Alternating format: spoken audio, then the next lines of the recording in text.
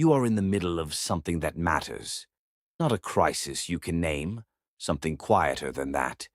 A slow erosion, the kind that doesn't arrive with a warning.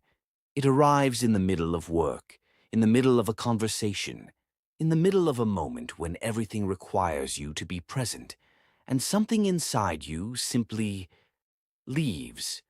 Were relying on is gone. The discipline you built last week feels like something that belonged to a different person, and every time this happens, the same hollow question rises. Why can't I just stay locked in? The familiar trap.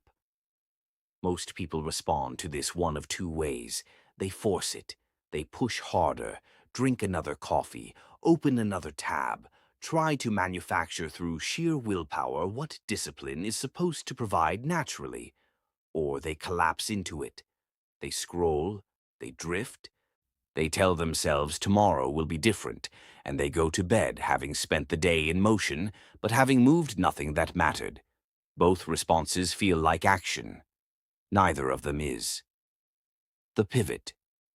There is a third option, and almost no one knows it exists, because it requires something the self-improvement industry has never been able to sell you.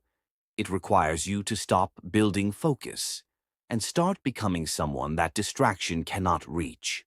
The promise.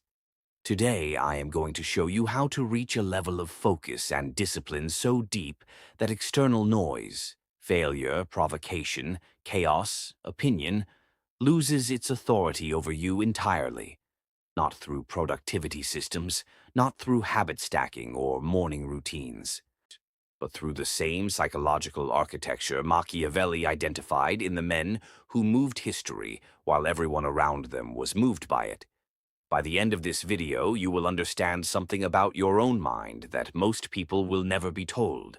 And once you understand it, you cannot unfeel it. That is the only warning I will give you. 2. The named enemy. The named enemy. The fractured interior. Here is what is actually happening when you cannot focus. It is not laziness. It is not weakness. It is not a dopamine problem, though your phone is designed to make you believe that is the full story. What is actually happening is this. Your interior world has no sovereign. Every impulse, every notification, every anxiety, every half-formed regret is allowed to walk freely through the corridors of your mind. And because nothing governs them, they govern you. This is what I call the fractured interior, a mind with no single ruler, a kingdom where every peasant has a vote, the Machiavellian lens. Machiavelli wrote that the first battlefield a prince must win is the one no one else can see. He was not writing metaphor. He was recording an observation about power that every era of human history has confirmed. The men who changed rooms, changed negotiations, changed the trajectory of events, were not the most talented in those rooms. They were the most internally governed. He was not describing princes. He was describing what becomes possible when a man stops being ruled by the loudest thing inside him. On the revelation. Most people believe focus is a resource you either have or you don't, something you summon and then depletes. What they do not understand is that focus is not a resource. It is a condition. It is what naturally exists when the interior has been made sovereign, when you have removed every competing authority from the throne of your attention and seated one thing there instead. The reason you cannot focus is not that you lack the capacity. It is that you have never claimed the territory. The data reframe. Every moment you lose focus is not evidence of failure. It is a map. It shows you exactly which part of your interior is still ungoverned, which anxiety still has standing, which distraction still has permission. Stop reading those moments as verdicts. Start reading them as intelligence. 3. The psychological mechanism. There is a reason this kind of deep focus functions differently from the focus most people attempt to build. And once you understand the mechanism, you will see it operating in every situation where someone either holds their ground or loses it. The mechanism. The human nervous system is not designed to focus. It is designed to detect threat. Every sound, every movement at the edge of your vision, every shift in social temperature. Your brain is scanning for danger approximately 5 times per second. This is not malfunction. This is ancient engineering that kept your ancestors alive. The problem is that the modern world has flooded that system with signals it cannot distinguish from genuine threat. A notification feels, at the neurological level, like a predator at the edge of the clearing. Your attention snaps toward it automatically. Not because you are weak, because you are wired. Deep focus, the kind that nothing breaks, requires one thing. You must teach your nervous system that you, not the environment, decide what qualifies as a threat. This is not relaxation. It is command. The critical distinction. Discipline is not willpower. Willpower is effort applied against resistance. It depletes. It fails under sustained pressure. It is the resource everyone tries to build more of, and everyone eventually runs out of. Discipline, true Machiavellian discipline, is the removal of internal competing authorities. It is not fighting your impulses. It is having already decided in a moment of clarity that certain impulses do not have standing in your kingdom. You are not fighting a war. You have already decided who governs. The difference between those two things is the difference between a man who strains to hold a gate closed and a man who locked it from the inside and no longer thinks about the gate at all. The signal you send. When you operate from this principle, you broadcast something the room cannot ignore. People do not experience you as calm. They experience you as dense, as though you carry more mass than other people. They sense that pulling at your attention requires effort, that disturbing your focus costs something. When you operate without it, you broadcast availability. Every movement in the room moves you, and the room knows it. Comment: my focus is a weapon. My discipline is a throne. 4. The 5 situations. Philosophy without application is decoration. Here is where it becomes a weapon. See Situation 1, public pressure/being watched while tested. You are in a meeting, a conversation, a confrontation, and it is not going the way you prepared for. Someone has said something that lands wrong. The room is watching how you respond. The pressure is real and it is immediate. The average person either performs composure, stiffens, smiles too quickly, speaks too fast, or they deflect, escalate, or shrink, all of which are the same thing. They let the room set the temperature. The sovereign person does one thing first. Nothing. A deliberate pause of 2 to 3 seconds before responding. Not hesitation. Selection. They are not suppressing reaction. They are choosing which version of themselves walks into the next sentence. Then they speak from that choice. The principle: the person who pauses in pressure does not appear weak. They appear to have already decided something the room has not figured out yet. Situation 2. Unfair criticism/being dismissed or misread. Someone reduces you, misreads your work, your intention, your character, and either publicly or privately signals that they find you lacking. The wound is quiet, but it runs deep. It lives in you longer than the moment that caused it. The average person argues their case, works to correct the misreading, or retreats into private resentment. Both responses hand the other person authority over your interior.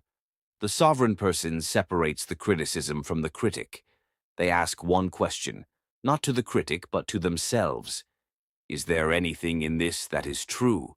If yes, extract it. If no, set it down. Either way, the critic's opinion ends there. It does not travel with you. The principle: you are not here to be understood by everyone. You are here to understand yourself with precision. Those are not the same project.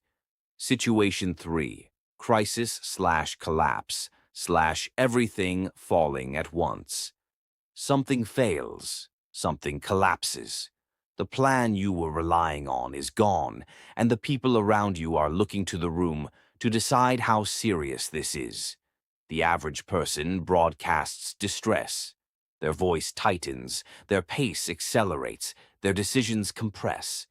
Panic, it turns out, is highly contagious, and so is calm. The room reads the most composed person in it and begins to orient around them. The sovereign person becomes slower in crisis, deliberately slower. The voice drops, the movements become more economical. They are not performing calm. They are physically commanding their nervous system to distinguish between urgency and emergency. Most crises are urgent. Few are emergencies. The person who knows the difference becomes the eye of the storm, and the eye commands direction. The principle: your composure in collapse is not a personal virtue, it is a leadership signal. It is the reason the room follows you or doesn't. Situation 4. Invisible social tests / being sized up. You enter a room, a conversation, a new environment, and someone is evaluating you. Not overtly. They are reading your posture, your response speed, your relationship to your own discomfort. Most people never know these auditions are happening. They fail them without understanding why the room never quite opened. The average person performs. They speak more than necessary, agree faster than they mean to, laugh slightly too early. Each of these is a small signal that the room has been given permission to define the relationship. The sovereign person makes one choice before entering. They decide what they are not willing to perform, what they will not pretend to find funny, what they will not rush to fill with words. They walk in with that decision already made, and the room, without knowing why, treats them differently. The principle: Machiavelli was clear on this. You are always being evaluated. The only question is whether you are conscious of the evaluation or subject to it. Situation 5. Loss/setback/ the private wound. Something you built, something you expected, something you invested yourself in, fails or ends. The grief of it is real, and the pressure around you is to perform recovery faster than you feel it. The average person either performs pain publicly, which hands the loss authority it hasn't earned, or performs recovery too quickly, which is its own kind of lie. The sovereign person grieves privately and completely. They do not perform the wound, and they do not rush past it. They sit with it until they understand what it was made of. Then they let the comeback be their commentary. The most powerful response to loss is not a statement. It is what you build next, quietly, with no announcement. The principle: the respected person does not advertise their wounds. They let the scar speak for itself. Comment: I rise in silence. I return in strength. 5. The dark psychology layer. 7:30 to 9:30. Emotional killing. There is a layer beneath discipline that most people who talk about focus will never mention, not because it is secret, because it requires a willingness most people do not have.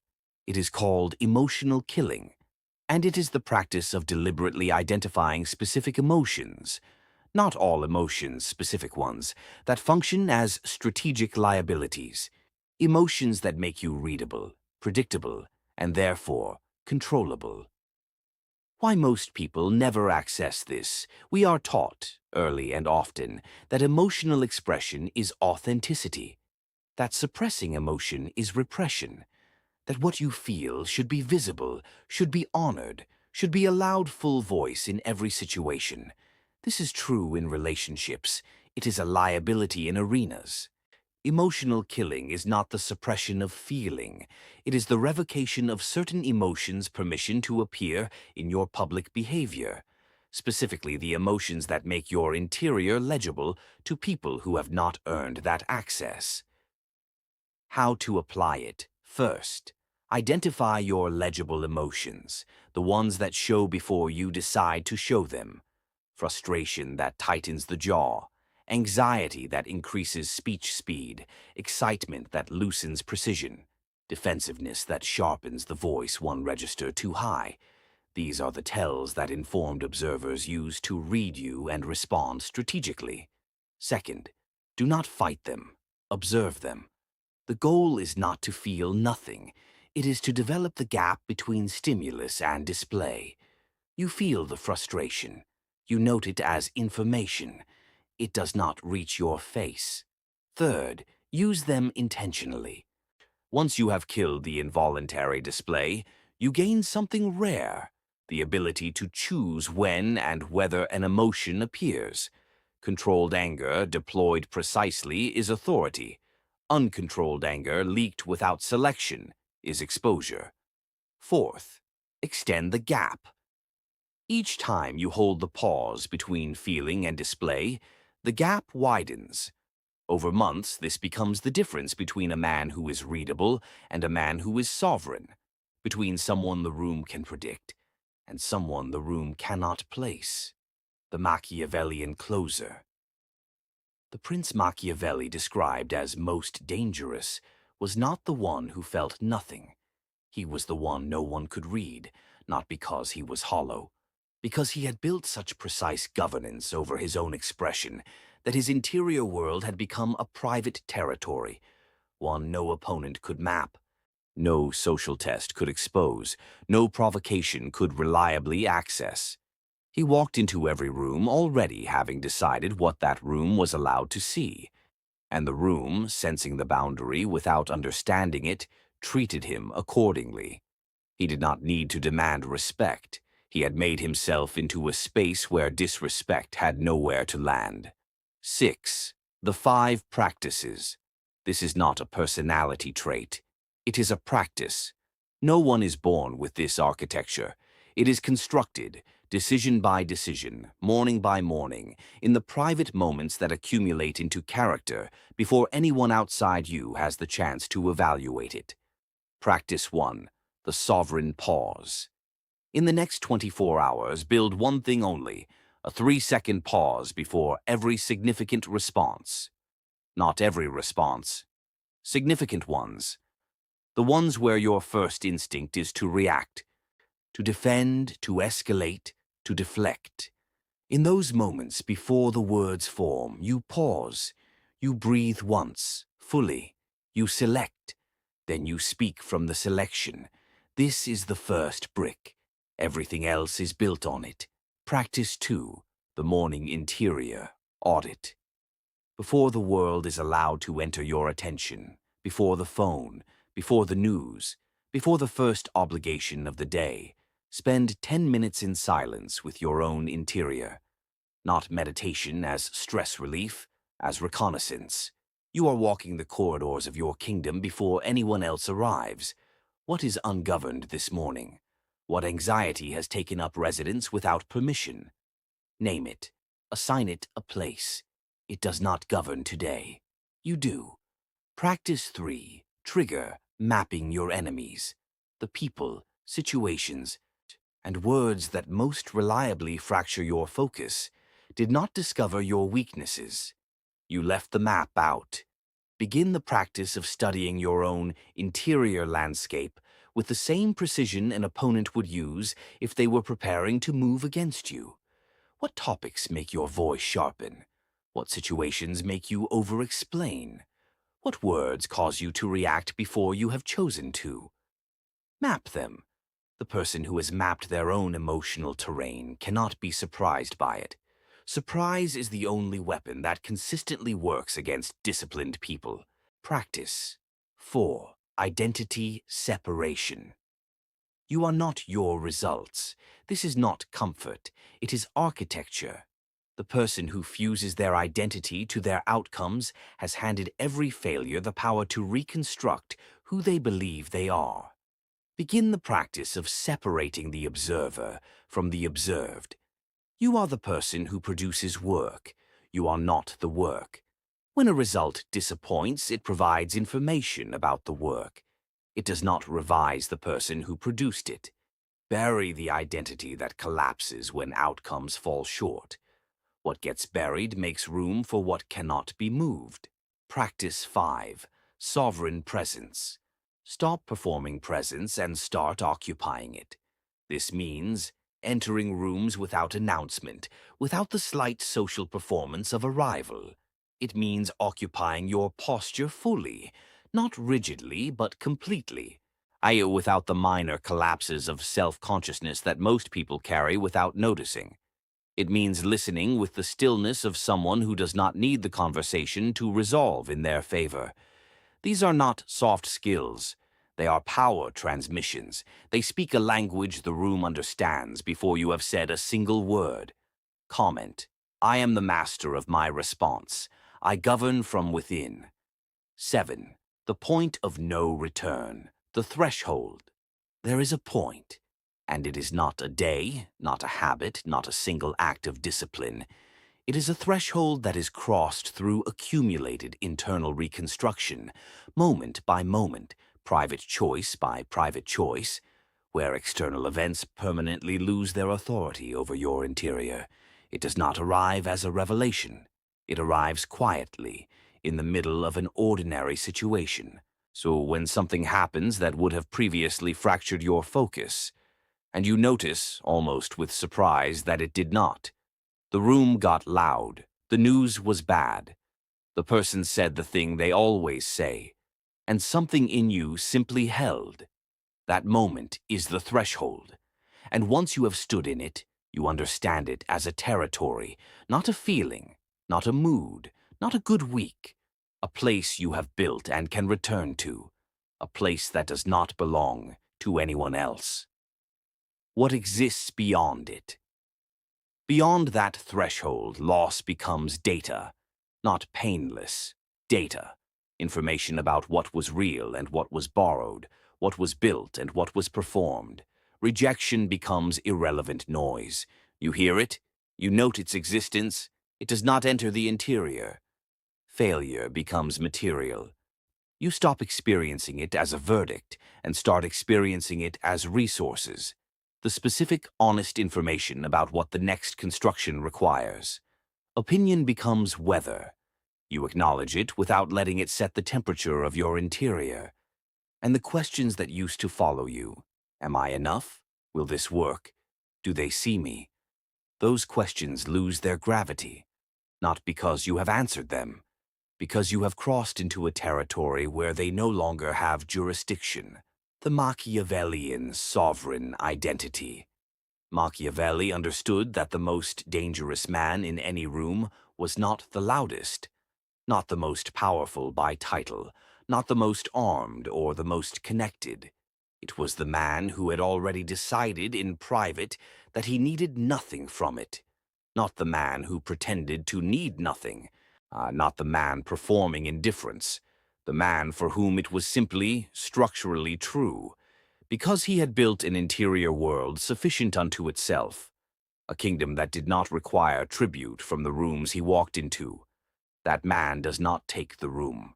The room gives itself to him, because the room, like all human systems, orients instinctively toward the person it cannot move. The cost and the call. I will not lie to you about what this costs. This threshold is not crossed by motivation. It is not crossed by a decision made on a Sunday evening when the resolve is high. It is crossed by thousands of private moments, moments no one witnesses, no one validates, no one rewards, where you choose reconstruction over comfort, where you choose the pause over the reaction, where you choose the longer, harder, or more honest path through your own interior. Most people will not pay this price. They will watch this video and feel something true about it, and then return to the comfortable limitations they already know. That is not judgment. It is observation. The threshold is designed to be difficult to reach. That difficulty is what makes it worth crossing. 8. Close the callback. You are in the middle of something that matters. The same pressure, the same room, the same moment where your focus begins to fracture and something in you wants to leave. But you are not the same person who began this video. You now understand something about that moment that most people will never be told. It is not a test of your capacity. It is an invitation to govern, a signal that the interior is waiting for you to take the throne. The noise is the same. The chaos is unchanged, but the person standing inside it has been reconstructed at the foundation, and reconstructed things do not collapse the same way twice. The burial declaration. Today you bury one thing. The version of yourself that believed focus was something that happened to you, something summoned on good mornings and lost on hard ones. That version had no sovereign. It was moved by everything because it belonged to nothing. Bury it, not as failure, as material. What gets buried becomes the foundation. What is excavated is what was always there beneath the noise. The sovereignty statement: you are not building better habits. You are not optimizing your productivity. You are constructing a sovereign interior, a kingdom where one mind governs, where one voice decides what enters and what doesn't, where discipline is not a practice you maintain, but a territory you inhabit. This is not self-improvement. This is self-governance, and there is no ceiling on what becomes available to the person who has fully claimed that territory. The rare individual clause. This is not for everyone. Most people will encounter the ideas in this video and feel their truth, and then set them down. Because the truth of an idea and the willingness to build it are different things, and most people are not in the business of building. But the rare individual, the one who is still here, who has watched this to the end, already knows something about which category they belong to. Not because they are special, because they are already doing the thing that makes them so. They stayed, they listened, and they are now deciding to go build. That decision is the threshold. You are already standing in it. Subscribe line if what you found here today is what you have been looking for, not motivation, not inspiration, but the actual architecture of psychological sovereignty. Then this channel was built for you. The Dark Lens is not a self-improvement channel. It is a reconstruction project. Subscribe and return to it the next time the room gets loud and the interior needs a sovereign. Comment: I am unfractured.